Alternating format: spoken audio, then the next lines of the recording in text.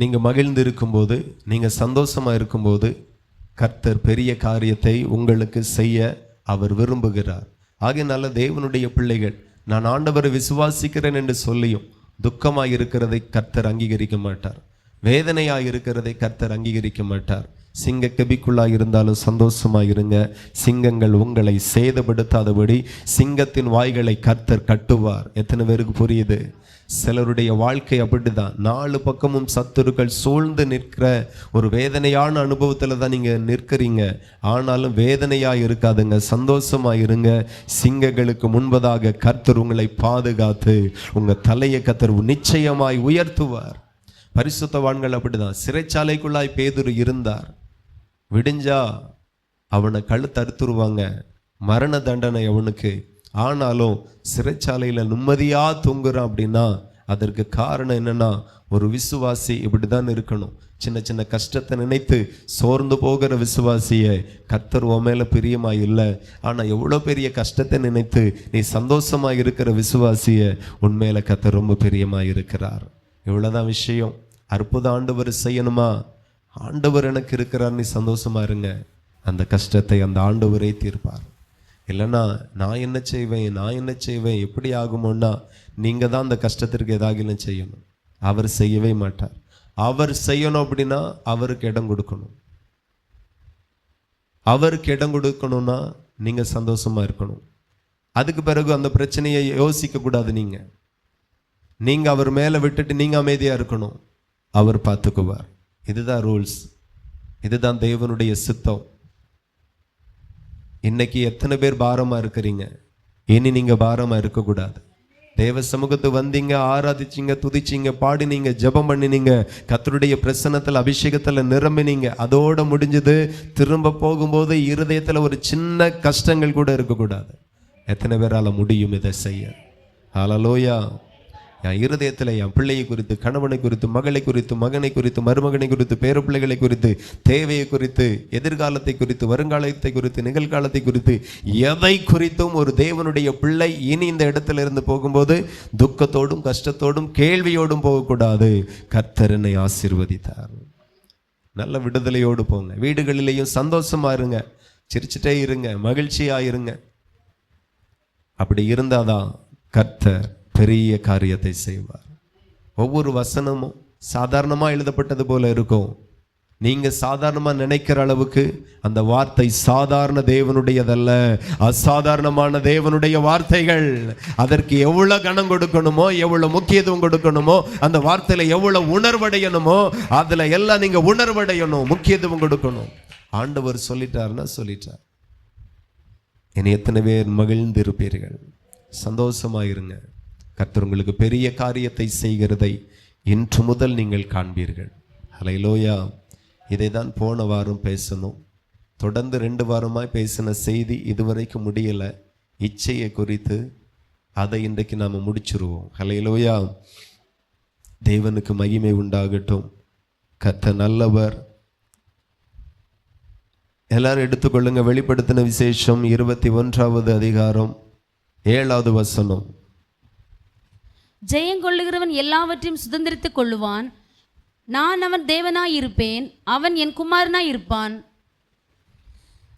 ஹல்லேலூயா. வேதத்தின் கடைசி பக்கம் 353, அதுல 7வது வசனம் இருக்கிறது. ஆண்டவருடைய வசனம் சொல்லுகிறது, ஜெயம் கொள்ளுகிறவன் எல்லாவற்றையும் சுதந்திரித்துக் கொள்ளுவான். நான் அவன் தேவனாய் இருப்பேன், அவன் என் குமாரனாய் இருப்பான். ஹல்லேலூயா. பரலோக தேவனுக்கு மகிமையும் கனமும் உண்டாகட்டும். இந்த இடத்துல ஆண்டவர் சொல்லுகிறார், ஜெயம் கொள்ளுகிறவன் எல்லாவற்றையும் சுதந்திரித்துக் கொள்ளுவான். அப்போ ஒரு தேவனுடைய பிள்ளைகள் ஜெயிக்க வேண்டும். எப்போதுமே 50-50 தான். 50% நாம, 50% கர்த்தர். நாம எதாகிலும் முதல்ல செய்தாதான் அவர் எதாகிலும் நமக்கு செய்வார். எல்லாமே கர்த்தர் தான் செய்யணும் அப்படின்னா எதுவுமே கர்த்தர் செய்யவே மாட்டார். இந்த இடத்துல நீங்க புரிந்து கொள்ளணும், ஜெயம் கொள்ளுகிறவன் எல்லாவற்றையும் சுதந்திரித்துக் கொள்ளுவான். அப்போ ஜெயிக்கிறவன் எல்லாவற்றையும் சுதந்திரித்துக் கொள்ளும்படி ஆண்டவர் உதவி செய்கிறார். ஜெயம் கொள்ளாதவன், தோத்து போகிறவன் எதையும் சுதந்திரித்துக் கொள்ள முடியாது என்கிறது தான் ரகசியம். அப்போ நாம ஜெயிக்கிறவர்களாய் இருக்க வேண்டும். நாம ஜெயிக்கணும். நாம ஜெயித்தாதான் ஆண்டவர் நமக்கு கொடுப்பார். எதிலெல்லாம் ஜெயிக்கணும் அப்படின்னு சொல்லி ஒரு பெரிய காரியத்தையே வேதத்தில் இருந்து வசனத்தின் மூலமா, வசனத்தின் ஆதாரத்தின் மூலமாய் நான் உங்களுக்கு சொன்னேன். முதல்ல எதில் ஜெயிக்கணும் அப்படின்னா, முதல் மனுஷன் எதில் விழுந்தானோ அதில் தான் கடைசி மனுஷன் வரைக்கும் ஜெயிக்கணும். எத்தனை பேருக்கு புரியுது? முதல் மனுஷன் எதில் விழுந்தா? இச்சையில் விழுந்தா. எதை செய்யக்கூடாது என்று கர்த்தர் சொன்னாரோ அதை ஒரு மனுஷன் செய்வானானால் அதுக்கு பேர் தான் இச்சை. எதை செய் என்று சொன்னாரோ அதை அந்த மனுஷன் செய்கிறானோ அதுக்கு பேர் தான் நீதி. முதல் மனுஷன் எதில் விழுந்தான் அப்படின்னா இச்சையில விழுந்தான். கடைசி இந்த பூமியில் உள்ள கடைசி குடிமகன் வரைக்கும் எதில் ஜெயிக்கணும் அப்படின்னா முதல்ல இச்சையில தான் ஜெயிக்கணும். அதை குறித்து நிறைய இச்சைகள் இருக்கிறது.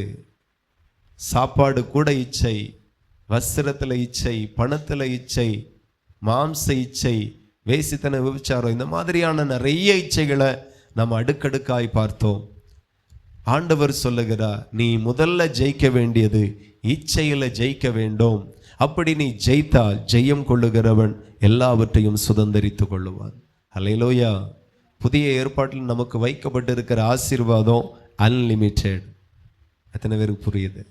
அது அன்லிமிட்டடான ஆசீர்வாதம். பழைய ஏற்பாட்டில் ஆசீர்வாதம் ஒரு லிமிட் தான் உண்டு. ஆனால் புதிய ஏற்பாட்டில் அன்லிமிட்டடாக ஆண்டவர் வச்சிருக்கிறார். அதுக்கு ஒரு எல்கையே ஆண்டவர் வைக்கல. முதலாவது தேவனுடைய ராஜ்யத்தையும் அவருடைய நீதியும் தேடுங்கள், அப்பொழுது இவைகளெல்லாம் உங்களுக்கு கூட கொடுக்கப்படும் என்று ஆண்டவர் சொன்னார். கூட நிறைய. இந்த இடத்துல ஆண்டவர் சொல்லுகிறார், ஜெயம் கொள்ளுகிறவன் எவனோ அவன் எல்லாவற்றையும் சுதந்திரித்துக் கொள்ளுவான். அதுக்கு ஒரு எல்கையே கிடையாது.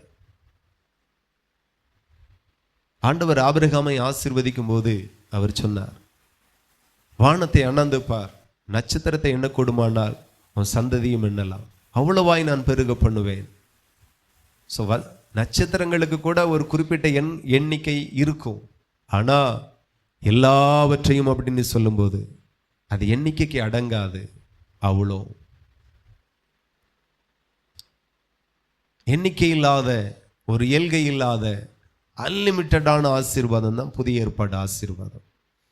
அப்போ புதிய ஏற்பாட்டு காலத்தில் இயேசு கிறிஸ்து இந்த பூமிக்கு மனுஷனாய் பிறந்து மனுஷனுக்காக சிலுவையை சுமந்து சிலுவையில் அறையப்பட்டு இரத்தத்தை சிந்தி ஜீவனை கொடுத்து மரித்தார். மனுஷனுக்காக ஆண்டவர் எல்லாவற்றையும் செய்தார், ஜீவனையே கொடுத்தார். கடைசி சொட்டு இரத்தத்தையே இந்த பூமியில மனுஷனுக்காக சிந்தி தன்னையே பலியாக்கினார், மனுஷனுடைய ஆசீர்வாதத்திற்காக. இது முடிந்த பிறகு மனுஷன் பெறுகிற ஆசீர்வாதம் லிமிட்டா இருக்காது, அது அன்லிமிட்டடா இருக்கும். இயேசு கிறிஸ்து இரத்தத்தை சிந்தக்கு முன்பதாக எல்லாம் லிமிட்டா தான் இருந்துச்சு.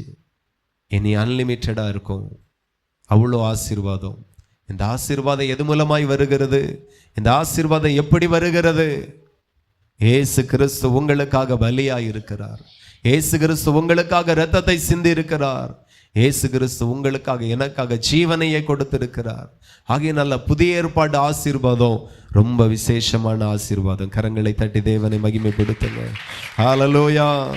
புதிய ஏற்பாட்டின் ஆசீர்வாதம் விசேஷமான ஆசீர்வாதம். அது அன்லிமிட்டடான ஆசீர்வாதம். அது அன்லிமிட்டடான ஆசீர்வாதம். அதுக்கு ஒரு லிமிட்டே கிடையாது. எவ்வளோதான் அவ்வளோதான் அப்படின்னே கிடையாது. அது நிறைய. ஆகவே ஒரு பெரிய ஆசீர்வாதத்தை தேவன் நமக்கு வாக்கு பண்ணி இருக்கிறார். பெரிய ஆசீர்வாதம் நமக்கு முன்பதாக வைக்கப்பட்டு இருக்கிறது. ஆனா பழைய ஏற்பாடு விசுவாசிக்கும் புதிய ஏற்பாடு விசுவாசிக்கும் சட்டம் ஒண்ணுதான், ஒரே சட்டம் தான். அங்கேயும் ஆபிரகாம் எதாகிலும் கர்த்தருக்கு செய்வானானால் ஆபிரகாமுக்கும் கர்த்தர் எதையாகிலும் செய்வார். எத்தனை பேருக்கு புரியுது? ஆபிரகாமை ஆண்டவர் உன் தேசத்தை விட்டு, உன் தகப்பன் வீட்டை விட்டு, உன் இனத்தை விட்டு புறப்படு அப்படின்னார். நான் காட்டுகிற தேசத்திற்கு புறப்படு அப்படின்னார். அவன் புறப்படும் போது கர்த்தர் அவனை மிகவும் பெருக பண்ணினார். அல்லேலூயா. புதிய ஏற்பாட்டிலையும் ஆண்டவர் சொல்லுகிறார், ஜெயம் கொள்ளுகிறவன் எவனோ அவன் எல்லாவற்றையும் சுதந்தரித்துக் கொள்ளுவான் என்று கர்த்தர் சொல்லுகிறார். சட்டம் ஒண்ணுதான், ஒரு மனுஷன் கர்த்தருக்கு கீழ்ப்படிவானால் அவன் அன்லிமிட்டடா ஆசீர்வதிக்கப்படுவான். புதிய ஏற்பாட்டிலே அதுதான், பழைய ஏற்பாட்டிலே அதுதான். அப்படியே ஆபிரகாம் கீழ்ப்படிந்து போனா கர்த்தர் அவனை திரளாய் பெருக பண்ணினார், மிகவும் பெருக பண்ணினார். ஆபிரகாமினுடைய லோத்தினுடைய ஆஸ்தியை குறித்து வேதம் சொல்லுகிறது, அவர்களுடைய ஆஸ்தியை பூமி தாங்க கூடாததா இருந்துச்சா. எத்தனை பேருக்கு சந்தோஷமா இருக்கு? ஹல்லேலூயா. அவர்களுடைய ஆசீர்வாதம் இந்த பூமி தாங்க கூடாததா இருந்தது. அவ்வளோ பெருக்கத்தை ஆண்டவர் கட்டளையிட்டார். எங்க பார்த்தாலும் பெரிய மந்தைகள் தென்படும். யாருடையது அப்படின்னா லோத்தினுடையது. யாருடையது அப்படின்னா ஆபிரகாமினுடையது. ஏப்பா இவ்வளவா? ஆமா, கீழ்ப்படிந்ததுனால கர்த்தர் கொடுக்கிற சம்மானம், கீழ்ப்படுகிறதுனால கர்த்தர் கொடுக்கிற ஐஸ்வர்யம், கீழ்ப்படுகிறதுனால கர்த்தர் கொடுக்கிற மேன்மை. எத்தனை பேருக்கு புரியுது? கர்த்தரை கனம் பண்ணிட்டீங்கன்னா அவர் உங்களை அவ்வளோ கனம் பண்ணுவார். கர்த்தரை நம்பிட்டீங்கன்னா அவர் உங்களுடைய நம்பிக்கைக்கு ஏற்றவராகவே மாறுவார். தேவனுக்கு மகிமை உண்டாகட்டும். அப்ப ஆண்டவர் சொல்லுகிறார், ஜெயம் கொள்ளுகிறவன் எல்லாவற்றையும் சுதந்தரித்துக் கொள்ளுவான், எல்லாவற்றையும் சுதந்தரித்துக் கொள்ளுவான். முதல்ல நாம மாறணும், நம்ம சிந்தை மாறணும், நம்ம நினைவுகள் எல்லாம் மாறணும். இந்த பூமியில ஒரு ரட்சிக்கப்பட்ட பிள்ளை எப்படி வாழ வேண்டும் என்கிறதை குறித்து ஆண்டவருடைய வேதம் சொல்லுகிறது. 1 தீமோத்தேயு 6:6.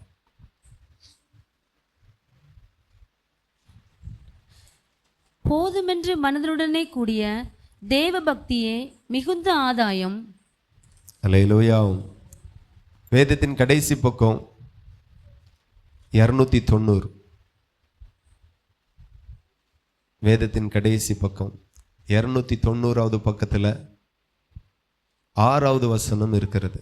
சரி, போதும் என்கிற மனதுடனே கூடிய தேவ பக்தியோ மிகுந்த ஆதாயம் என்று ஆண்டவருடைய வசனம் சொல்லுகிறது. ஒரு மனுஷனுக்கு, ஒரு மனுஷிக்கு போதும் என்கிற மனசு முதல்ல வரணும். போதும். இந்த உலகத்துல எல்லாமே நமக்கு போதும் என்கிற ஒரு மனசு வரணும். எல்லாவற்றிலையும், அது சாப்பாடு விஷயமா இருக்கட்டும், ட்ரெஸ் விஷயமா இருக்கட்டும், வாகனங்களாக இருக்கட்டும், வீடாக இருக்கட்டும், சொத்தாக இருக்கட்டும், ஆஸ்தியாக இருக்கட்டும், எல்லாமே கர்த்தர் நிறைய கொடுப்பார், நிறைவாக கொடுப்பார், சம்பூரணமாய் கொடுப்பார், பரிபூரணமாய் கொடுப்பார். இந்த பூமி உங்க ஆசீர்வாதத்தை தாங்கக்கூடாத அளவுக்கு கர்த்தர் கொடுப்பார். ஆனாலும் நம்முடைய மனசு எப்படி இருக்கணும்? அதை தான் ஆண்டவர் சொல்லுகிறார். போதும் என்கிற மனது முதல்ல ஒரு கர்த்தருடைய பிள்ளைக்கு வரணும். நிறைய பேருக்கு போதும் என்கிற மனசே வராது. அங்கதான் சிக்கல் இருக்கு. எல்லா விஷயத்திலையும் போதும். எனக்கு தேவன் கொடுத்த மனைவி எனக்கு போதும், எனக்கு தேவன் கொடுத்த கணவன் எனக்கு போதும், எனக்கு கொடுத்த பிள்ளைகள் எனக்கு போதும், எனக்கு கொடுத்த வீடு எனக்கு போதும், எனக்கு கொடுத்த வாகனம் எனக்கு போதும், எனக்கு கொடுத்த வருமானம் எனக்கு போதும், எல்லாவற்றையும் எனக்கு போதும். அல்லேலூயா. இன்னைக்கு நிறைய பேருக்கு போதாது என்கிற மனநிலையில் தான் நிறைய பேர் இருக்கிறாங்க. எனக்கு அது போதாது, எனக்கு இது போதாது, எனக்கு இப்படி போதாது, எனக்கு அப்படி போதாது. முதல்ல என்ன ஜெயிக்கணும் அப்படின்னா இச்சைகளை ஜெயிக்கணும். ஜெயம் கொள்ளுகிறவன் எல்லாவற்றையும் சுதந்தரித்துக் கொள்ளுவான் என்று ஆண்டவர் சொல்லுகிறார். முதல் மனுஷன் விழுந்து போனது சாப்பிடக்கூடாது என்று சொன்ன கனியை சாப்பிட்டான். இச்சையில் ஆரம்பித்தது மனுஷனுடைய வீழ்ச்சி, இச்சையில் ஆரம்பித்தது மனுஷனுடைய சாபம். சபிக்கப்பட்டு போனான். இனி வரக்கூடிய தலைமுறை வரைக்கும் எதில் ஜெயித்து நிற்க வேண்டுமானால் இச்சையில ஜெயித்து நிற்கணும். எந்த ஒரு காரியத்திலையும் நமக்கு இச்சை வரவே கூடாது. நமக்கு கொடுக்கப்பட்ட ஊழியமாயிருக்கட்டும், ஊழியத்துல கூட ஒரு இச்சை. தேவன் பெருக பண்ணுவார், தேவன் உயர்த்துவார், தேவன் பயன்படுத்துவார், தேவன் பெரிய காரியத்தை செய்வார். ஆனாலும் அவருடைய வேளையில் அவர் செய்துட்டு போட்டோம். நாம விரும்புவோம், நாம வாஞ்சிப்போம், அவர் அதை செய்வார், செய்ய வல்லவர்.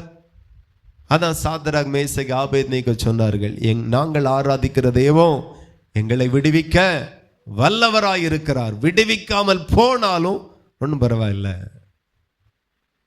இன்னைக்கு நிறைய விசுவாசிகளுடைய பிரச்சனை எங்க தான் ஆரம்பிக்கிறது. நான் ஜெபம் பண்ணேன், நான் ஆண்டவர் நம்பினேன், நான் ஆண்டவரை தேடி போனேன், இன்னைக்கு ஆண்டவர் இப்படி பண்ணிட்டாரு, என்னை விடுவிக்காம போட்டாரு, இந்த விஷயத்துல என்ன ஆண்டவரை கைவிட்டுட்டாரு. ஹல்லேலூயா. நிறைய பேர் இதில் தான் விழுந்து போறாங்க. நான் ஆண்டவரை நம்பினேன், ஆனா அவர்களுடைய விசுவாசத்திற்கும் நம்முடைய விசுவாசத்திற்கும், அவர்களுடைய நம்பிக்கைக்கும் நம்முடைய நம்பிக்கைக்கும் ரொம்ப வித்தியாசம்.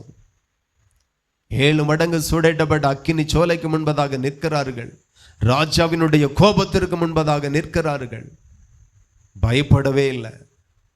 அவன் சொல்லுகிறான், நான் நிறுத்தின பொற்சலையை நீ வணங்கணும். ஆனா ஆண்டவருடைய பிரமாணம் சொல்லுகிறது, என்னை அன்றி வேற தேவர்கள் உனக்கு உண்டாகியிருக்க வேண்டாம் என்று ஆண்டவர் சொல்லி இருக்கிறார். அவன் ராஜாவை பார்க்கல, பரலோகத்தின் தேவனை பார்த்தான். எப்போதுமே பழகுங்க, தேவனை பார்த்து பழகுங்க, தேவனை புரிந்து கொள்ளுங்க. அவர் ராஜாவை பார்க்கல, ராஜாவை படைத்த தேவனை பார்த்தான். தேவனுடைய பிரமாணம் என்ன சொல்லுகிறது பார்த்தான். இதை வணங்காதவன் இந்த பூமியில இருக்கக்கூடாது. அன்றைக்கே மத பிரச்சனை இருந்திருக்கிறது, ஜாதி பிரச்சனை இருந்திருக்கிறது, ஊர் பிரச்சனை இருந்திருக்கிறது, இன்று வரைக்கும் இருக்கிறது. நான் சொல்லுகிறேன், ஒருவர் தான் ஜீவனுள்ள தேவன், ஒருவர் தான் உண்மையான தேவன்.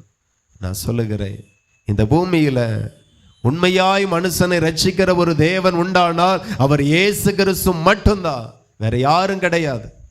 அல்லேலூயா. வேற யாரும் கிடையாது. நீங்க நல்லா பார்த்தீங்கன்னா, இந்த பூமியில ஒரு மனுஷனுக்கு விரோதமாய் எழும்பி மந்திரவாதம் செய்யலாம், மாந்திரிகம் பண்ணலாம், சேவனை வைக்கலாம். ஆனா இயேசு கிறிஸ்துவனுடைய பிள்ளைய அந்த மந்திரவாதத்தினால கூட ஒன்றும் பண்ண முடியாது, ஒன்றும் பண்ண முடியாது. அது எவ்வளவு பெரிய மந்திரவாதிகள் மந்திரம் பண்ணாலும் சரி. ஏன்னா வசனம் சொல்லுகிறது, உலகத்தில் இருக்கிறவனிலும் உங்களில் இருக்கிறவர் பெரியவர். கரங்களை தட்டி அப்பாவை மகிமைப்படுத்தி ஹல்லேலூயா. எபினேசர் நீர்தானையா, இதுவரை உதவி நீரே. எபினேசர் நீர்தானையா, இதுவரை உதவி நீரே. எல்ரோயி நீர்தானையா, என்னையும் கண்டீரையா. எல்ரோயி நீர்தான். நல்ல கரங்களை தட்டி என்னையும் கண்டீரையா. புகழ்கின்றேன் பாட்டுப்பாடி புயலிந்து ஓய்ந்தது, புது ராகம் பிறந்தது. புகழ்கின்றேன் பாட்டுப்பாடி புயலிந்து ஓய்ந்தது, புது ராகம் பிறந்தது. நன்றி அப்பா வல்லவரே, வல்லவரே. நன்றி அப்பா வல்லவரே, இன்றும் என்றும் வல்லவரே. இன்றும் என்றும் வல்லவரே, இன்றும் என்றும் வல்லவரே.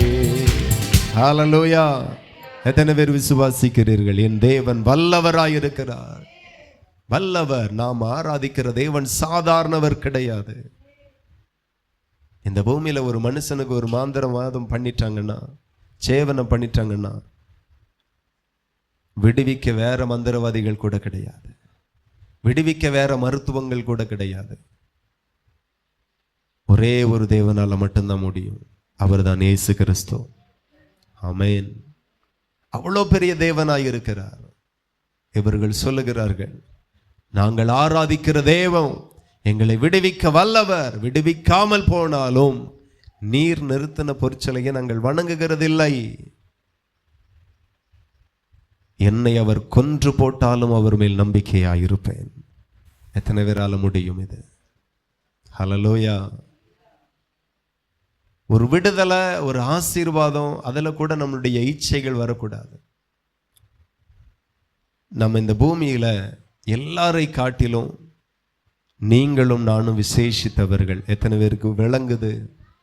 ஏனென்றால் உங்களை அழைத்தவர் உண்மை உள்ளவர் மட்டுமல்ல, உங்களை அழைத்தவர் உலகத்தையே படைத்த தேவன்.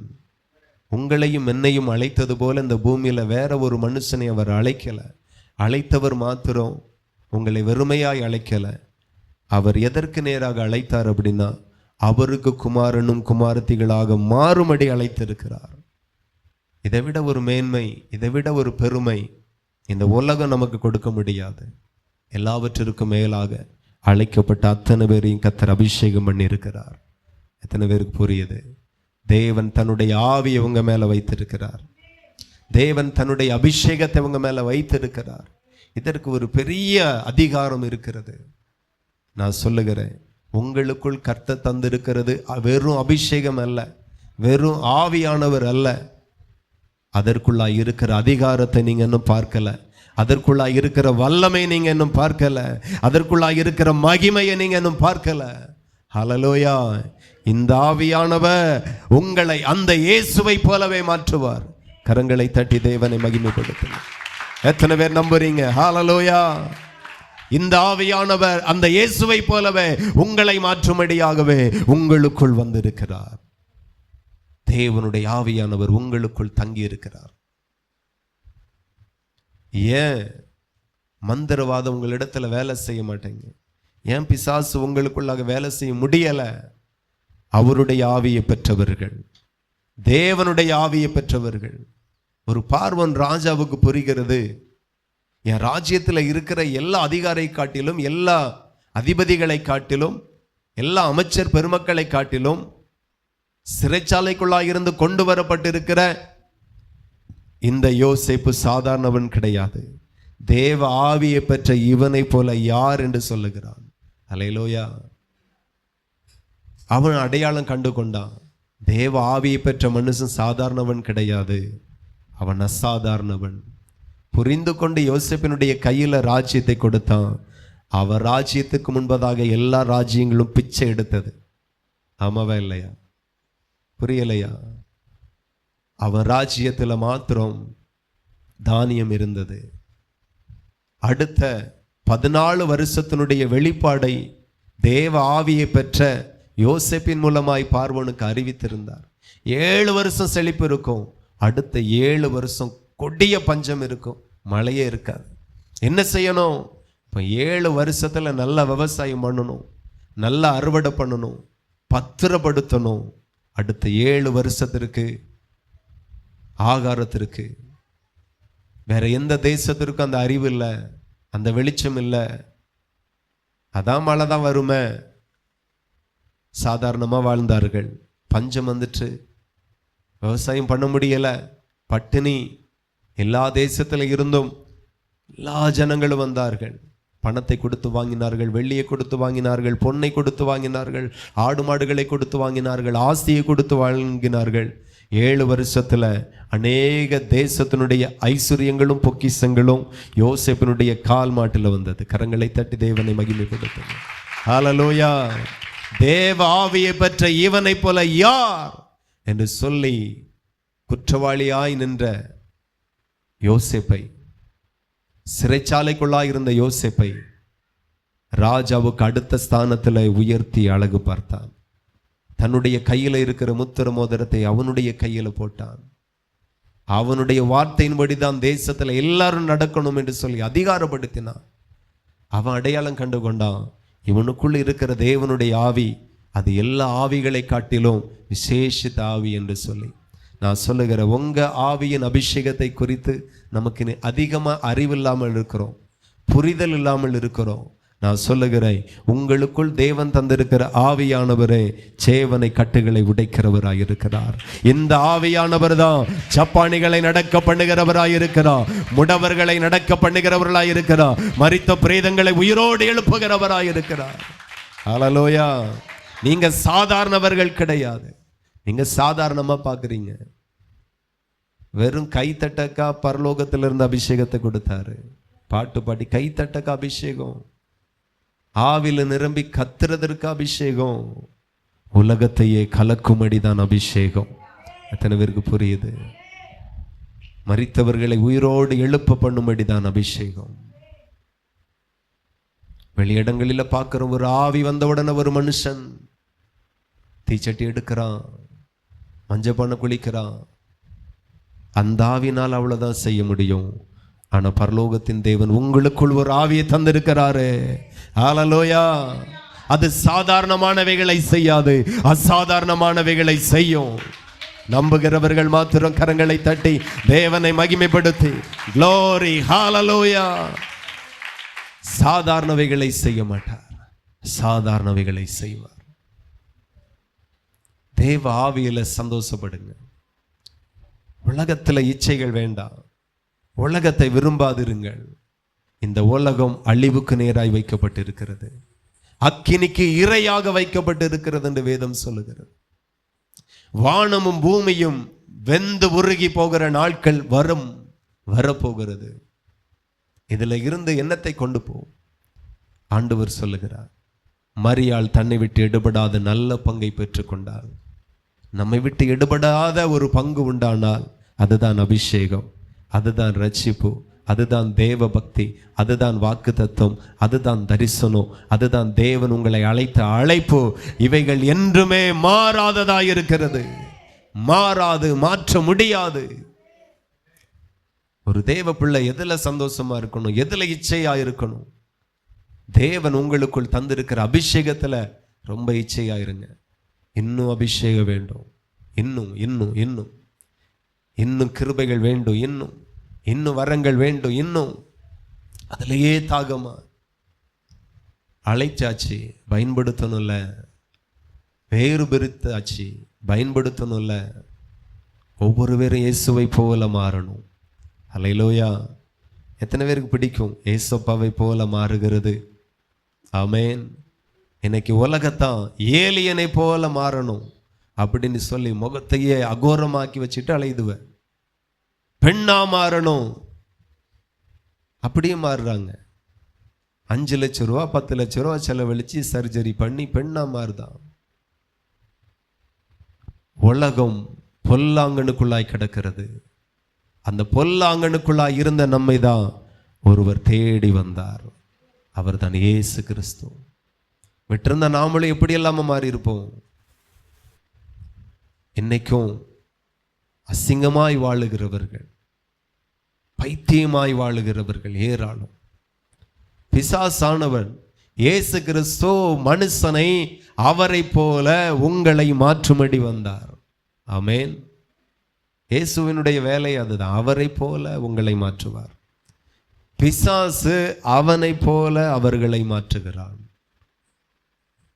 ஒரு மனுஷன் சொல்லுகிறான், நோய்வாய்ப்பட்டு நல்லா இருந்தவன் நோய்வாய்ப்பட்டு ரொம்ப கையெல்லாம் செயல்படாது, இப்போ வேலை செய்ய முடியாது, வீட்டிலே தான். இப்போ அப்படியே பஸ் ஸ்டாண்டில் போய் இருக்கிறது, தெருவில் போய் இருக்கிறது, அழுக்கு துணி போட்டுட்டு.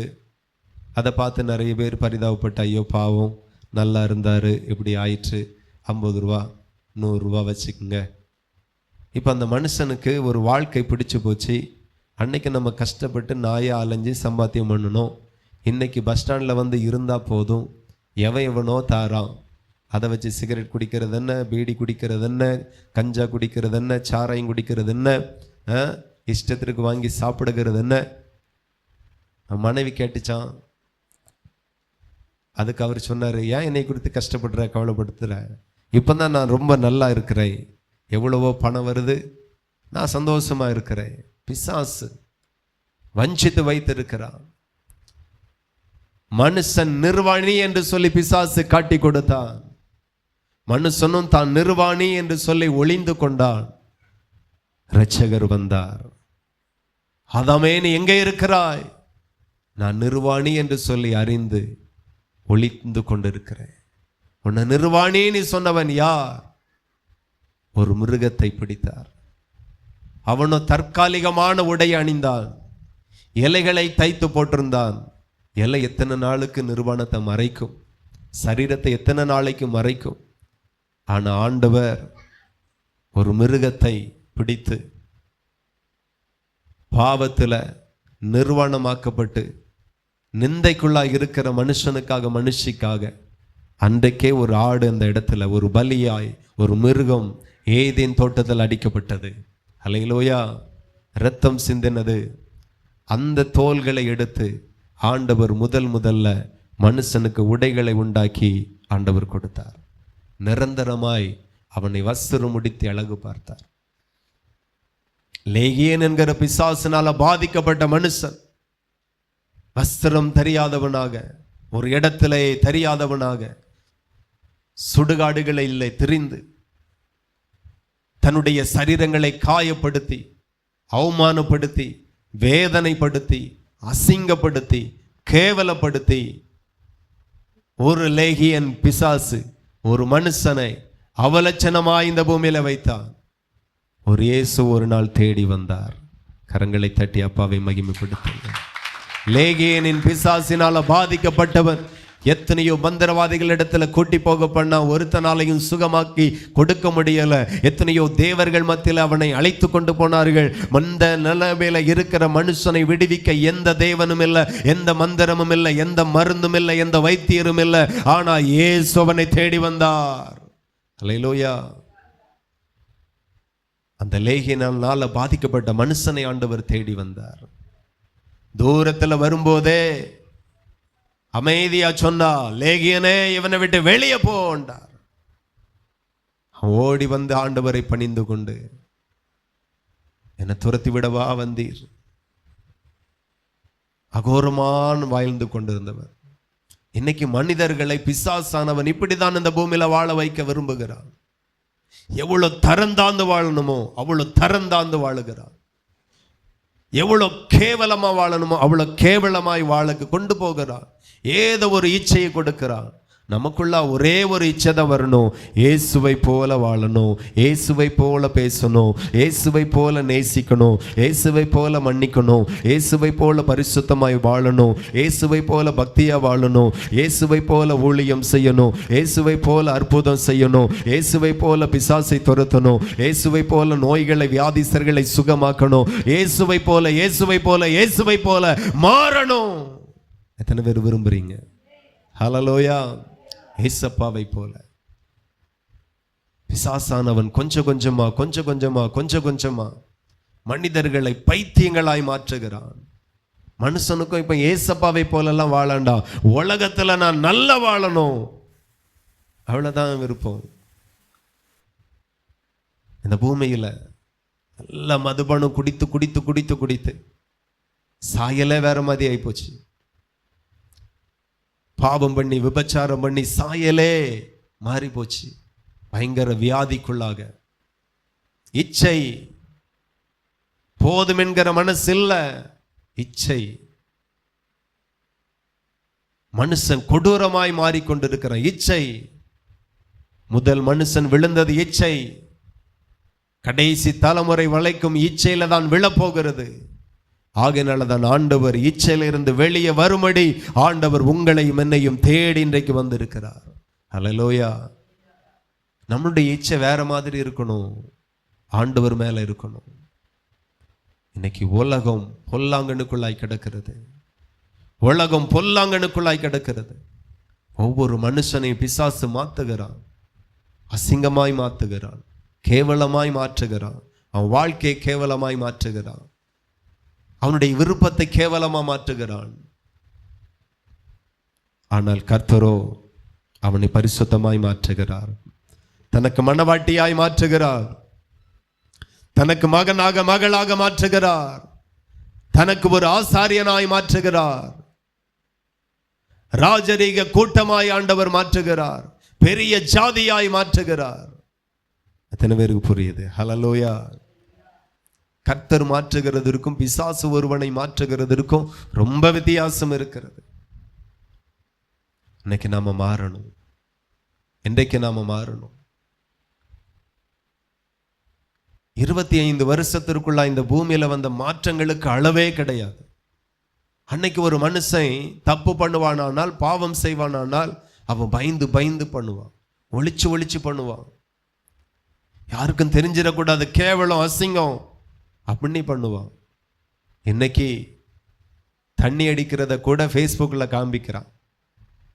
2 வாலிப பிள்ளைகள், ஸ்கூல் பிள்ளைகள், ஸ்கூல் யூனிஃபார்ம்ல இருக்கிறது, கையில சாராய பாட்டில் வச்சு சாராயம் குடிக்கிறதையும், கையில சிகரெட் இருக்கிறதை சிகரெட் குடிக்கிறதையும் வீடியோவா எடுத்து அப்லோட் பண்ணி போடுது. பாவத்தை உலகத்திற்கு காட்டுகிறார்கள். ஏன்? இதெல்லாம் ஒண்ணும் இல்லை, சாதாரணோன்னு நினைக்கணுங்கிறதுக்கு தான் பிசாசுனுடைய திட்டம். அல்லேலூயா. இதெல்லாம் ஒன்றும் இல்லைப்பா, அப்பா குடிக்கிறாரு, பிள்ளை குடிச்சா என்ன? இன்னைக்கு நிறைய பிள்ளைங்களுக்கு இப்படிதான், அப்பா அம்மாவே லவ் பண்ணி கட்டியிருக்காங்க, நமக்கு என்ன, ஒன்றும் இல்லை, நம்மளும் லவ் பண்ணி கட்டிக்குவோம், அதில் ஒன்றும் இல்லை. அப்பா அம்மாவே ஓடி போய் தான் கல்யாணம் முடிச்சிருக்காங்க, நம்மளும் ஓடி போகலாம், ஒன்றும் பிரச்சனை இல்லை, காலப்போக்கில் சரியாகி போவோம். ஓடி போய் கல்யாணம் முடிக்கிறதற்கும் கர்த்தருடைய ஜெபம், ஆராதனை, பிரசங்கம், ஆவியானுடைய அபிஷேகத்தில் நிரம்பி ஒரு விவாகம் முடிகிறதற்கும் உள்ள வித்தியாசம் கூறுகட்ட முட்டாளுக்கு எங்க தெரியும்? அல்லேலூயா. திருமணம் எப்படியும் பண்ணலாம். இன்னைக்கு கல்யாணம் முடியாமலே சேர்ந்து வாழலாம் என்கிற கலாச்சாரத்துக்குள்ள போயிட்டு இருக்கு. எப்படியும் வாழலாம், ஆனா எப்படி வேணாலும் வாழ்ந்தாலும் பரலோகத்துக்கு போக முடியாது, நித்திய சந்தோஷத்திற்குள்ளாய் போக முடியாது, தேவனுடைய அனுகிரகம் நமக்கு கிடைக்காது. இந்த பூமியில கடைசி மூச்சு வரையந்தோம் தேவனுடைய அனுகிரகம் நம்ம மேல இருக்கணும். எத்தனை பேர் விரும்புறீங்க? இந்த பூமியில என் பாவத்தை மறைச்சிடலாம், உங்க பாவத்தை நீங்க மறைச்சிடலாம், ஆனா நான் ஒரு பரிசுத்தவாணி என்னை வெளிப்படுத்த ரொம்ப நாள் வேஷமா தெரிய முடியாது. நீங்க ஒரு பரிசுத்தவாட்டின்னு ரொம்ப நாள் வேஷம் போட்டுட்டு இருக்க முடியாது. கர்த்தர் எல்லாவற்றையும் வெட்ட வெளிச்சமாக்குவார். அல்லேலூயா. கன்னியாகுமரி மாவட்டத்தில் ஒரு தகப்பனார் வாழ்ந்தார். சாதாரண விசுவாசி, நம்மளை போல நடுத்தர குடும்பம், நல்ல விசுவாசம். அவர் வேலை செய்கிற நாட்களிலேயே எவ்வளவு ஜெபத்துக்கு போக முடியுமோ அவ்வளவு ஜெபத்துக்கு போவார், எவ்வளவு ஆண்டவரை தேட முடியுமோ அவ்வளோ தேடுவார். இப்போ வயசு ஒரு 73 வயசு ஆச்சு. அவரை எங்க பார்த்தாலும் நான் அமைதியாக தான் பார்த்துருக்கிறேன். என் மாமனாருக்கு பக்கத்து வீடு, எப்போ பார்த்தாலும் சிரிச்ச முகத்தோடு இருப்பார், கடமையை செய்வார். பார்க்கச்சில அவர் அவ்வளோ பெரிய ஆளான்னு தெரியல. ஆனா ஒரு நாள் மரணம் வந்தது. அந்த மரணத்தினுடைய ஒரு நாள் சம்பவம் அவர் பரிசுத்தவான் தான் என்று நிரூபிச்சது. அல்லேலூயா. பரிகரிக்கப்படுகிற கடைசி சத்துரு மரணம். பூலோகத்தார் யாரும் போகிற பாதையில நானும் போகிறேன்னு தாவீது சொல்லுகிறான். எல்லாருக்கும் ஒரு நாள் இந்த பாதையில போய்தான் ஆகணும். எல்லாருக்கும் ஒரு நாள் மரணம் உண்டு. ஆனா பரிசுத்தவானுடைய மரணம், அல்லேலூயா, தேவனுடைய பார்வையில் அருமையானது. ரொம்ப நேசிக்கிறார். என் விவாகத்தை கர்த்தர் நேசிக்கிறார். அல்லேலூயா. தேவ பிரசன்னம் நிரம்பி ஒரு விவாகம் நடக்கிறது. என் மரணமும் அப்படிதான், தேவ பிரசன்னம் இருக்கணும். அப்ப அந்த தகப்பனார் மரித்தார். எல்லாரும் நல்ல காது கொடுத்து கேளுங்க. மரிக்க ஒரு 3 நாளைக்கு முன்னாடி சொல்லுகிறார், தன்னுடைய மனைவிட்ட, தூரத்தில் இருக்கிற பிள்ளைகள்கிட்ட எல்லாம் சொல்லிரு, நான் நாளை கழிச்சு மரிச்சு போவேன். கர்த்தர் எனக்கு அந்த தரிசனத்தை தந்தார், சாயங்கால வேளையில் மரிப்பேன். நீ வீட்டுக்கு முன்னாடியெல்லாம் ஒரு மாதிரி கிடக்கு, நிறைய பேர் வருவாங்க, நிறைய பாஸ்டர்மார் வருவாங்க, அதனால் வீடெல்லாம் சுத்தப்படுத்து அப்படின்னார். இந்த அம்மாவுக்கு ஒரு பக்கத்தில் பயம், ஒரு பக்கம் என்னடா இப்படி சொல்கிறார் அப்படின்னே யோசிச்சுக்கிட்டே இருந்து. ஆனாலும் நான் சொல்கிறத நீ சும்மா நினைக்காத, செய், சுத்தப்படுத்து, வா, க்ளீன் பண்ணுவோம், முத்தத்தை க்ளீன் பண்ணுவோம் அப்படின்னு கட்டாயப்படுத்தி க்ளீனிங் ஒர்க் நடக்கு. பையன் மேலே மாடியில் தான் இருக்கார், என்ன நடக்குன்னு அவருக்கும் புரியலை. அவர் சொல்கிறார், நாளை கழிச்சு நான் இறந்துருவேன், நீ அம்மாவை பார்த்துக்க அப்படின்னு எல்லாம் சொல்கிறார். இவங்களுக்கு ஒரே ஆச்சரியம். சாயங்காலம் ஒரு 6 மணி ஆச்சு. 5 மணி, 4 மணிக்கெல்லாம் அவரே குளிக்கிறாரு, ஷேவ் பண்ணுறாரு, புது ட்ரெஸ் வாங்கி வச்சு அதே அவர் போட்டுக்கிட்டாரு. வேலை வந்தது, நெஞ்சை பிடிச்சிட்டு அமர்ந்தார், அப்படியே மரிச்சார். ஹல்லேலூயா. யாருக்கு வரும் இந்த மரணம்? கர்த்தர் தெளிவாக காட்டினார், தூதர்கள் வந்து அவர் அழைச்சிட்டு போகிற மாதிரி. ஹல்லேலூயா. பரிசுத்தவான்களுடைய மரணம் நீங்கள் நினைக்கிற மாதிரி எல்லாம் இல்லை, அது வேற லெவலில் இருக்கும். நான் அவர் உயிரோடு இருக்கும்போது அவரை நான் ரொம்ப கனம் பண்ணலை. சரி, இப்படி ஒரு பரிசுத்தவான்களுடைய பாதத்தை கழுவாம விட்டுட்டோமேன்னு இன்னைக்கு வருத்தப்படுகிறோம். ஹல்லேலூயா. கர்த்தர் ஒவ்வொரு பரிசுத்தவானையும் மதிக்கிறார். வேசித்தனம் பண்றவன், விபச்சாரம் பண்றவன், உலகத்திற்கு ஏற்ற மாதிரி வாழுகிறவனுடைய முடிவும் நிச்சயம் இப்படி இருக்காது. ஆமென். முடிவு அழகா இருக்கணும், முடிவு மகிமையா இருக்கணும். நான் இங்கே கண்ணை மூடுனா அப்பாவினுடைய இளைப்பாறுதல்ல கண்ணை திறக்கணும். எத்தனை பேர் விரும்புறீங்க? இந்த உலகத்தில் நம்ம எப்படி வேணாலும் வாழலாம், ஆனால் கிறிஸ்து எப்படி வாழணும் என்கிறதற்காக கிறிஸ்துவின் சாயலை போல நம்மளை உங்களையும் என்னையும் உண்டாக்கினாரோ அதுபோல ஒரு கூட்டம் வாழணும். அதை அவர் ரொம்ப விரும்புகிறார். இன்னைக்கு நிறைய பேர் அப்படி இல்லை, இஷ்டத்துக்கு வாழ்றாங்க. இதில் என்ன தப்பு? ஒவ்வொரு அசுத்தாவியும் மனுஷனை கேவலமா வாழ வைக்குது. சிலவன் பிச்செடுக்கிறதுல இப்படியே வாழ்க்கை நல்லா தானே போகுது, சிலவன் ஏமாத்துகிறான், அதுலேயே வாழ்றான், நல்லா தானே இருக்கு. எவ்வளோ நாளைக்கு ரவுடியா வாழ்றான், இதுவே நல்லா தானே இருக்கு. எல்லாரும் பார்த்தா பயப்படுறாங்க, சல்யூட் பண்றாங்க, நல்லா தானே. உன் முடிவு எப்படி இருக்கும்? நீ எங்க போவா? உன் வாழ்க்கை எப்படி இருக்கும்? நீ நரகத்துக்கு நேரம் அல்லவா போவா? வேசித்தனை விபச்சாரம் பண்ணுகிறவனுக்கு இது நல்லா தானே இருக்கு. நல்லா தான் இருக்கும். மனைவிட்ட பேசும்போது மனைவிட்ட பேசுகிறத விட அந்நிய ஸ்திரியனோட பேசுகிறது நல்லா தான் இருக்கு, நல்லா தான் இருக்கும். ஆனா தேவன் அதை விரும்புகிறாரா? தேவன் எப்படி வாழ வைத்தார்? ஏற்று துணையை தரவில்லையா நமக்கு? இந்த மாம்சம் இச்சிக்கும் அப்படி ஒரு இச்சை. உன் அழகுக்கை பார்த்து இந்த வாய்ப்புகள் வரல, உன் தோற்றத்தை பார்த்து இந்த வாய்ப்புகள் வரல. எவனை விழுங்கலாம் என்று சொல்லி வகை தேர்த்து சுற்றி திரிகிற ஒரு பொல்லாத ஆவி இந்த காரியங்கள் எல்லாம் உனக்கு முன்பதாக கொண்டு வருகிறது. பின்னிட்டு பாராதே, சமபூமியில் எங்கு நில்லாதே, மலைக்கு ஓடிப்போ. அல்லேலூயா, மலைக்கு ஓடிப்போ. கிறிஸ்துவாகிய கண்மலைக்கு நேராய் ஓடு. சமபூமி சூப்பரா இருக்குன்னு நிக்காத. நீ நிக்கிற இடம் பரிசுத்தமானதா இருக்கணும். அடிக்கடி போறோமே, அடிக்கடி வாரோமே, எதற்கா போறோம், எதற்கா வாரோம், எதற்காய் தங்குகிறோம்? இருதய சொல்லலையா? இச்சைக்கு நேராய் நீ நின்று கொண்டிருக்கிறாய். தேவையில்லாத மனுஷியோடு நமக்கு தொடர்புகள் வேண்டாம், தேவையில்லாத பழக்கங்கள் வேண்டாம். மிருகத்தை இச்சிக்கிறவர்களும் இந்த பூமியில, அருவருப்பானவைகளை செய்கிற கூட்டமும் இந்த பூமியில இருக்கிறது. தேவன் தன்னுடைய சாயலாக படைத்தார். தன்னை போல மாறுமடியாக தன்னுடைய ஆவியை அவனுக்காக தந்தார், இரத்தத்தை தந்தார், சரீரத்தை பிற்கும்படி ஒப்பு கொடுத்தார். ஆனாலும் மனுஷனுக்கு புரியல. மனுஷன் பாவமாய் மாறணும்னு நினைக்கிறான். எத்தனை பேருக்குள்ள இச்சைகள் இருக்கிறது. இந்த செய்தி வேலையில உலகத்தின் பாவ இச்சை எடுத்து போட்டு கிறிஸ்துவை போல நாம் மாறணுங்கிற இச்சைக்குள்ளாய் வாருங்க. இயேசு உங்களை அழைக்கிறார். ஹல்லேலூயா, இயேசு கிறிஸ்து உங்களை அழைக்கிறார். 2 ராஜாக்கள் 5ஆம் அதிகாரம், 2 ராஜாக்கள் 5ஆம் அதிகாரம் 26 இருந்து வாசி. அப்பொழுது அவன், பக்கம் சொல்லுகிறேன், வேதத்தின் முதல் பகுதி 474. அப்பொழுது அவன் இவனை பார்த்து, அந்த மனுஷன் உனக்கு எதிர்கொண்டு வர தன் இரதத்திலிருந்து இறங்கி திரும்புகிற போது என் மனம் உன்னுடன் கூட செல்லவில்லையா? பணத்தை வாங்குகிறதற்கும் வஸ்திரங்களையும் ஒலிவத்தோப்புகளையும் திராட்சை தோட்டங்களையும் ஆடு மாடுகளையும் வேலைக்காரரையும் வேலைக்காரிகளையும் வாங்குகிறதற்கு இது காலமா? ஹல்லேலூயா. 472வது பக்கம் வேதத்தின் முதல் பகுதியில், அதில் 5ஆம் அதிகாரம் 26 இருந்து நம்ம வாசிக்க கேட்டோம். இங்கே எலிசா தீர்க்கதரிசியும் அவனுடைய வேலைக்காரன், உதவி ஊழியக்காரன் அப்படின்னு வச்சுக்கோ, வேலைக்காரன் உதவி ஊழியக்காரன் இருக்கிறாங்க. எலிசா எப்படிப்பட்டவன்னா பெரிய தீர்க்கதரிசி, பலத்த அற்புதங்களை செய்கிற ஒரு தேவனுடைய மனுஷன்.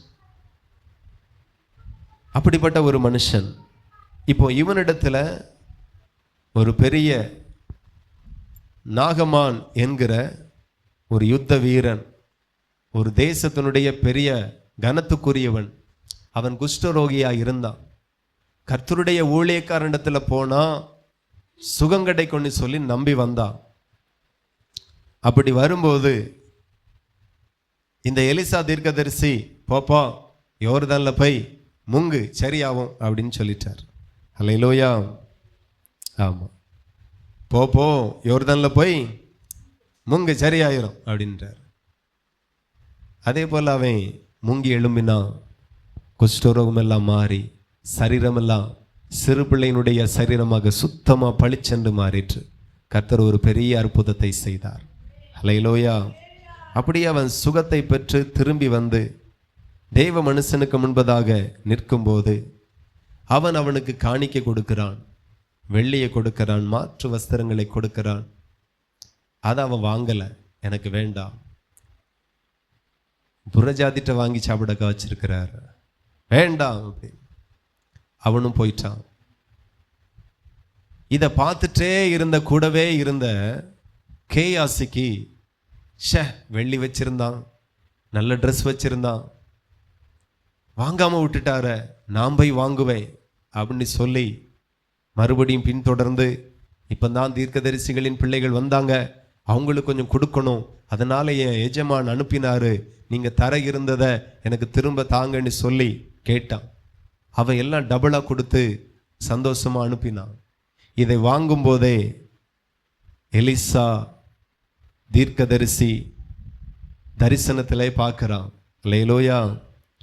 இவன் இச்சையில காணிக்க வாங்குகிறத தரிசனத்துல பார்க்கிறான். ஆண்டவர் வெளிப்படுத்தி கொடுத்தார். இவன் தெரியாத போல வாங்கி தன்னுடைய வீட்டில் வச்சுட்டு பழையபடி எஜமானுக்கு முன்பதாக வந்து நிற்கிறான். எஜமான் பார்த்து சொல்லுகிறான், அவன் இவனை பார்த்து, அந்த மனுஷன் உனக்கு எதிர்கொண்டு வர தன் ரதத்திலிருந்து இறங்கி திரும்புகிற போது என் மனம் உன்னுடன் கூட செல்லவில்லையா? பணத்தை வாங்குகிறதற்கும் வஸ்திரங்களை, ஒலிவ தோப்புகளையும் திராட்சை தோட்டங்களையும் ஆடு மாடுகளையும் வேலைக்காரிகளையும் வாங்குறதற்கு இது காலமா? அல்லேலூயா. அவன் அழகா சொல்றான் பாருங்க. எல்லா பரிசுத்தவான்களும் தன்னோடு இருந்த மக்களை, சீசர்களை எதற்கு நேராக திருப்பினார் என்கிறதை பார்க்கணும். ஒரு எலியா தீர்க்கதரிசி கூட எலிசா தீர்க்கதரிசி இருந்தான். எலிசா என்ன நினைக்கிறான், எப்படியாகிலும் எலியா தீர்க்கதரிசி மேலே இருந்த அந்த அபிஷேகம், ஆவியின் வரம் ரெட்டத்தனையா நமக்கு கிடைக்கணும், அதற்காகவே ஓடுகிறான், உழைக்கிறான். எத்தனை பேருக்கு புரியுது? இன்னைக்கு சபைக்கு எதற்காக வாரோம்? எப்படியாகிலும் தற்காலிகமான ஒரு கடன்ல இருந்து விடுதலை கிடைச்சிடாதா? வியாதியிலிருந்து விடுதலை கிடைச்சிடாதா? ஆண்டவர் என்னை ஆசீர்வதிக்க மாட்டாரா? ஆண்டவர் பிசாசின் கட்டிலிருந்து என்னை விடுவிக்க, இப்படிதான் நினைச்சு வாரோம். வந்தது நல்லது, இனியும் அப்படியே இருக்க வேண்டாம். இதை எல்லாவற்றை காட்டிலும் இயேசுவை போல மாறுகிறதே மிகப்பெரிய ஐஸ்வர்யம். ஹல்லேலூயா. நிறைய பேருக்கு புரியல. இயேசுவை போல மாறுகிறது தான் மிகப்பெரிய மேன்மை, மிகப்பெரிய மேன்மை. இயேசுவும் 12 சீசர்கள் அப்படிதான் நடத்தினார், தன்னை போல. இயேசுவும் 12 சீசர்களை தன்னை போல மாற்றினார். பிசாசு நினைச்சான் ஒரு இயேசுவை சிலுவையில் அரைஞ்சு கொலை செய்யாச்சு அப்படின்னு நினைச்சான். ஒரு இயேசு மறைந்தார், 1000 சீசர்கள் இயேசுவை போல மாறினார்கள். ஹல்லேலூயா. இன்றைக்கு மாறிக்கொண்டிருக்கிறார்கள். ஆகையினால தான் நான் சொல்லுகிறேன், விதையெல்லாம் அறுவடையாகணும், அறுவடையெல்லாம் விதையாகணும். இயேசுவன் சொல்லுகிறார், நீங்க புறப்பட்டு போய் சகல ஜாதிகளையும் சீசராக்கணும். ஆமென். இயேசு தன்னோடு வைத்திருந்தவர்களை தன்னை போலவே மாற்றினார். நான் சொல்லுகிறேன், இந்த பூமியில நீங்க விரும்புகிறதில்ல வரக்கூடிய எல்லா, நீங்க பல காரியத்தை விரும்பலாம், அதுல வராத மேன்மை இயேசுவை போல மாறுகிறதுல உங்களுக்கு வரும். எத்தனை பேருக்கு புரியுது? ஆமா. ஒரு பெரிய பிஸ்னஸ்மேனா வரலாம், ஆனா அதுல வராத மேன்மையை, கனத்தை, உயர்வையை, மகிமையை இயேசுவை போல மாறும்போது வரும். எத்தனை பேருக்கு புரியுது? சபை உங்களை அதற்கு நேராக தான் நடத்தணும். என் தேவன் எனக்கு தந்த வெளிச்சத்தின்படி நான் உங்களை அதற்கு நேராக நடத்துகிறேன். இந்த எலியா தீர்க்கதரிசியோடு இந்த எலிசா தீர்க்கதரிசி இருக்கும்போது அவன் ஓட்டம், அவன் பிரயாசம், எப்படியாகிலும் இவரோடு கூட இருந்து கொஞ்சம் ஊழியத்தை படிச்சுட்டு இவரை விட பெரிய ஆளா வந்துடணும், இவரை விட பெரிய வீடு வாங்கிடணும், கார் வாங்கிடணும், இந்த மாதிரி ஓடல. இவருக்குள் இருக்கிற அந்த ஆவியின் வரும் 2 மடங்கு நமக்கு வேணும், அதற்காகவே ஓடினார். அல்லேலூயா. உங்க மேல இருக்கிற அபிஷேகம் விசேஷமானது, உங்க அழைப்பு விசேஷமானது, கர்த்தர் உங்களை தெரிந்து கொண்டு இருக்கிறார், விசேஷமானது. அதனுடைய மதிப்பு நமக்கு தெரியல. இப்போ எலியாவினுடைய காலம் முடிஞ்சு எலிசா வந்தாச்சு. எலிசாவும் தன்னோடு கூட இருக்கும்படி ஒரு கேயாசியை வைத்திருந்தான். கேயாசி எலிசாவை போல மாறணும் அப்படின்னு ஆசைப்படலை. ஏதோ கொஞ்சம் சம்பாத்தியம் பண்ணி கொஞ்சம் ஒரு சின்னதாக ஒரு செல்வந்தனா ஆயிரணும் அப்படிங்கிற ஒரு பிரயாசம் அவனுக்குள்ளா இருந்துச்சு. சபிக்கப்பட்டு போனான். நீங்கள் அதற்காக அழைக்கப்படலை. அல்லேலூயா. ஒரு வீடை சம்பாதிக்க, ஒரு தோட்டத்தை வாங்க, ஒரு துறவை வாங்க, ஐஸ்வர்யத்தை சம்பாதிக்க நீங்கள் அழைக்கப்பட்டவர்கள் அல்ல. இவைகளெல்லாம் அழைப்புக்கு முன்பதாக இலவசமாய் வைக்கப்பட்டிருக்கிறது. எத்தனை பேருக்கு புரியுது? இவைகளுக்கு நாம் தூரமானவர்கள் அல்ல. இவைகளெல்லாம் நம்முடைய காலுக்கு கீழே ஆண்டவர் கொண்டு தருவார். இதெல்லாம் லேசானது. இட்லி வாங்கினா சட்னி சாம்பார், சில ஹோட்டலில் இட்லி பொடி முதல் கொண்டு இலவசம்தான். நாங்கள் ஒரு ஹோட்டலில் என்னை கூப்பிட்டு போவாங்க. அங்கே பார்த்தீங்கன்னா நல்லெண்ணெய் முத கொண்டு ஃப்ரீயாக தருவாங்க. எதுக்கு? ரெண்டாவது தோசை சுட்டு சாப்பிடாக்கா? கிடையாது. ஆமாம், அந்த இட்லி பொடியை நல்லெண்ணெய் மிக்ஸ் பண்ணி சாப்பிடுங்க அப்படின்னு சொல்லி அது முத கொண்டு ஃப்ரீ தான். கடைசியில் பில்லை வாங்கி பார்த்தா தோசைக்கு மாத்திரம்தான், இட்லிக்கு மாத்திரம்தான் பில்லு. அப்போ அந்த எண்ணெய் ஃப்ரீ, பொடி ஃப்ரீ, சட்னி சாம்பார் ஃப்ரீ. அதே போல தான் இயேசு நமக்கு தேவை. அவரோடு கூட இந்த ஆசீர்வாத மேன்மையெல்லாம் இலவசமாய் அவர் கொடுப்பார். நாம் ஓட்டம் இந்த சட்னி சாம்பாருக்கு பின்னாடி அல்ல, இயேசு கிறிஸ்துக்கு பின்னாடி. அவரை பார்த்து அவர் என்ன சொல்லுகிற வெறித்தனமாக மாறுவோம். உங்கள் மேலே ஒரு நாள் ஒரு பெரிய மகிமை வரும் பாருங்க. உங்கள் மேலே ஒரு பெரிய மேன்மை வரும் பாருங்க. கர்த்தர் உங்களை உயர்த்தி வைப்பார். இயேசுவை போல மாறுங்க. இந்த பூமிக்கு ஒரு இயேசு அல்ல, கோடி இயேசு வேண்டும். ஹல்லேலூயா. 144 கோடி ஜனங்களுக்கு ஊழியம் செய்ய இயேசு வேண்டும். அவர் என்ன சொல்லுகிறார்? வேலையோ மிகுதி, வேலை ஆட்களோ கொஞ்சம். நான் யோசிக்கிறேன், ஒரு ராதாபுரத்தில் எத்தனை ஊழியர், இவ்வளோ பேர் இருக்கும். என்ன ஆண்டவர் இப்படி சொல்கிறாரு? அதுக்கு பிறகு தான் ரொம்ப நாள் கழித்து புரிஞ்சுது, ஊழியக்காரங்க அதிகம், ஆனால் அவரை போல ஊழியக்காரங்க ஒருத்தருமே இல்லைன்னு நினைக்கிறேன். ஆகையினால தான் ஆண்டவர் சொல்லுகிறார், வேலை அதிகம், வேலை ஆட்கள் கொஞ்சம். நான் சொல்லுகிறேன், ஸ்டேட் கவர்மெண்ட் வேலையை காட்டிலும், சென்ட்ரல் கவர்மெண்ட் வேலையை காட்டிலும் பரலோகத்தின் தேவனுடைய வேலை, இந்த ஜாப் ரொம்ப மேலானது, ரொம்ப மேலானது. உங்கள் இச்சைகள் எல்லாம் இதுக்கு நேராய் திருப்பப்படட்டும், பரலோகத்துக்கு நேராய் திருப்பப்படட்டும், தேவனுக்கு நேராய் திருப்பப்படட்டும், வரங்களுக்கு நேராய் திருப்பப்படட்டும், அபிஷேகத்துக்கு நேராய் திருப்பப்படட்டும். திரும்புங்கள், இயேசு அழைக்கிறார். எல்லாரும் ஜெபம் பண்ணி இந்த பரிசுத்த ஆராதனையை நாம் நிறைவு செய்வோம். தேங்க்யூ லார்ட், க்ளோரி, ஹல்லேலூயா. உன்னதமான தேவனுக்கு மகிமையும் கனமும் உண்டாகட்டும். நன்றி, ஹல்லேலூயா. ஏசப்பா உமக்கு ஸ்தோத்திரம், ஏசப்பா உமக்கு ஸ்தோத்திரம். துணையாளரே உமக்கு ஸ்தோத்திரம். அப்பா, உம்மை போல நாம் மாறணும். கேளுங்களேன், எல்லா தேவ பிள்ளைகளும் எத்தனை இச்சைகளில் நாம சிக்கி இருக்கிறோம். உமக்காக வாழணும். எல்லாரும் ஜெபம் பண்ணுங்க, ஜெபம் பண்ணுங்க. ஓ ராஷா லா தரா மட தரா. மாறணும், என் இருதயம் எல்லாம் மாறணும், என் சிந்தனைகள் எல்லாம் மாறணும், என் நோக்கம் எல்லாம் மாறணும், என் திட்டங்கள் எல்லாம் மாறணும், என் நினைவுகள் எல்லாம் மாறணும். இயேசுவின் நாமத்தினால மாறணுமே. ரீபல ஷகடதர பல பல பலபா. 144 கோடி வாழுகிற இந்தியா தேசத்துல உங்களையே கர்த்தர் நம்பி இருக்கிறார். ரீபலதர ஹண்டனமு ஷகடதர பலபா. ஓ, அற்பமான தேவைகள் சந்திக்கப்படாததுனால நீ முறுமுறுத்து கொண்டிருக்கிறார், நீ சோர்ந்து போய் இருக்கிறார். உன் தேவைக்காய் கவலைப்பட்டது போதும். இந்தியாவின் தேவைக்காய் கவலைப்படு. 144 கோடி ஜனங்களின் தேவைக்காக நீ கவலைப்படு. அந்த ஜனங்களுக்காக நீ ஊழியம் செய், அந்த ஜனங்களுக்காக நீ ஜெபம் பண்ணு, அந்த ஜனங்களுக்காக திறப்பில நின்று கண்ணீர் வடி. ரீபாலா ஷகடதர பலபா. ஒவ்வொரு நாளும் ஊழியத்தை குறித்து உனக்கு பாரம் வரட்டும். நீங்க ஆராதிக்கிற சபையை குறித்து உங்களுக்கு பாரம் வரட்டும். என் சபையில் ஆவியானவருடைய மகிமையான கிரியைகள் ஒவ்வொரு ஆராதனை வெளிப்பட வேண்டும். ஜெபம் பண்ணு, ஜெபம் பண்ணு. ஆவில நிரம்பி துதியுங்க. ஊழியத்தை பாரமாய் எடுத்துக்கொள்ளுங்க. ஊழியத்திற்காக ஆமென் ஜெபம் பண்ணுங்க. ஊழியத்திற்காக ஜெபம் பண்ணுங்க. வியாதியோடு வருகிறவர்களுடைய விடுதலைக்காக ஜெபம் பண்ணுங்க. பண்ணுங்க. தேவையோடு கண்ணீரோடு வருகிற ஜனங்களுடைய ரட்சிப்புக்காக ஜெபம் பண்ணுங்க, ஜெபம் பண்ணுங்க. ஹalleluya. உங்களை ஒப்பு கொடுங்க, இந்த ஊழியத்திற்கு ஒப்பு கொடுங்க, கர்த்தருக்கு ஒப்பு கொடுங்க. ஹalleluya. ஒவ்வொரு விசுவாச குடும்பங்களும் ஒவ்வொரு பிள்ளைகளையும் இயேசு தன்னை போல மாற்றவே விரும்புகிறார். பிசாசு தன்னை போல மாற்ற விரும்புகிறார். பைத்தியங்களாக, அசுத்தங்களாக, குற்றவாளிகளாக, விபச்சாரக்காரனாக, விபச்சாரியாக, ஆமென், குடிகாரனாக, போதைக்கு அடிமையாக, ஆமென், ஒவ்வொருவனையும் மாற்ற வேண்டும் என்று பிசாசு விரும்புகிறார்.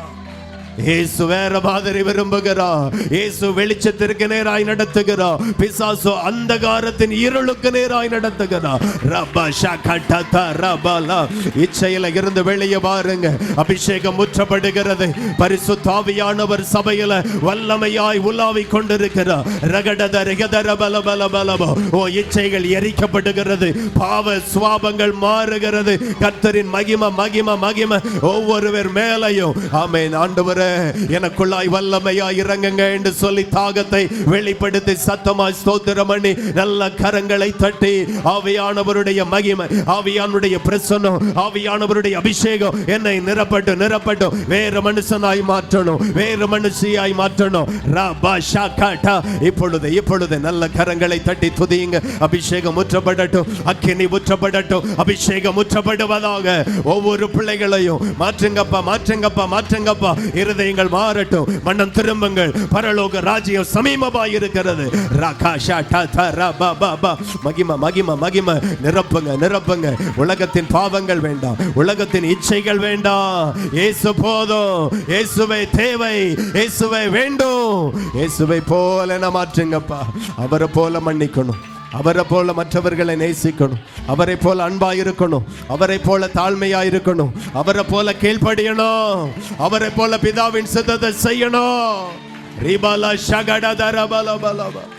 மகிமையே நீர் பெரியவர். அன்புள்ள தகப்பனே, எங்கள் பரலோக பிதாவே, மிகுந்த ஆசீர்வாதமான இந்த பரிசுத்த ஆராதனைக்காய் நன்றி. உலக கவலைகள், ஐஸ்வர்யத்தின் கவலைகள், செழிப்பின் கவலைகள் எல்லாம் எங்களை விட்டு மாறட்டும்.